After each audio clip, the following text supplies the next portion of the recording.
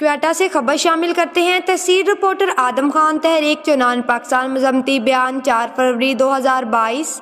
City صدر سردار امین اللہ ملاذی، city senior نائب صدر محمد نبی خلجی، سٹی نائب صدر آدم خان صاحب، صوبائی جنرل سیکرٹری غفار بادینی نے نوشکی اور پنجگور میں ایف سی کیمپ پر دہشت گردوں کے حملے کی شدید الفاظ میں مذمت کی۔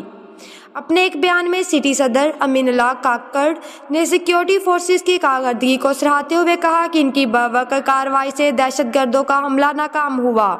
انہوں نے کہا کہ قانون نافذ کرنے والے اداروں کی بہترین خدمات کی وجہ سے عوام کے جان و مال کا تحفظ یقینی بنتا جا رہا ہے۔ سٹی نائب صدر آدم خان نے دہشت گردی کے حملے میں شہید ہونے والے سیکیورٹی اہلکار کی مغفرت کی دعا اور لواحقین سے یکجہتی کا اظہار کیا۔